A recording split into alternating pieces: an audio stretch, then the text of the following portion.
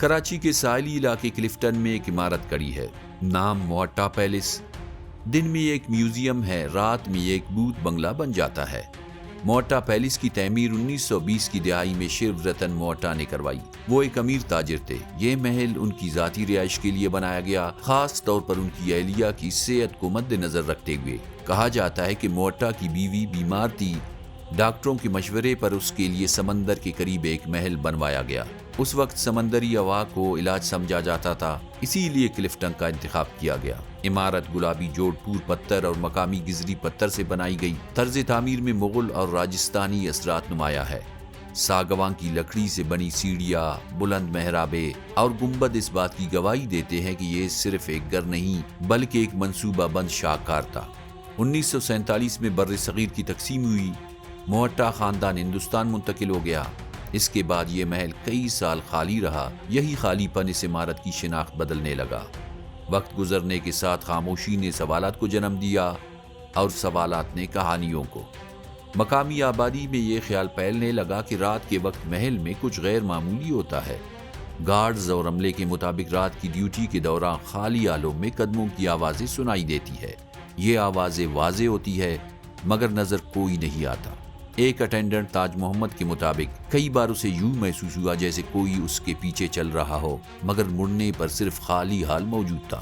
کچھ رپورٹس میں یہ بھی کہا گیا کہ رات کے وقت اشیاء اپنی جگہ بدل لیتی ہے، تصاویر دیواروں سے گر جاتی ہے، مجسمے اپنی جگہ سے ہل جاتے ہیں۔ ان واقعات کی کوئی سائنسی تصدیق موجود نہیں، مگر یہ بیانات برسوں سے دہرائے جا رہے ہیں۔ ایک اور مشہور دعویٰ زیر زمین سرنگ کے بارے میں ہے۔ کہا جاتا ہے کہ یہ سرنگ موہٹا کی اہلیہ کے لیے بنائی گئی تھی تاکہ وہ قریبی مندر جا سکے۔ تقسیم کے بعد یہ سرنگ بند کر دی گئی۔ آج اس کے دونوں سرے بند ہے، مگر گارڈز کے مطابق رات کے وقت اس سمت سے آوازیں اور ہلکی روشنی محسوس ہوتی ہے۔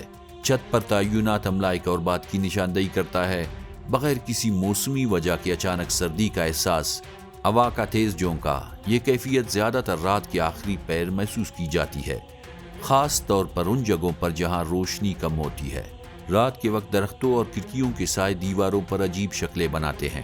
بعض اوقات یہ سائے انسانی خد و خال سے مشابہ دکھائی دیتے ہیں۔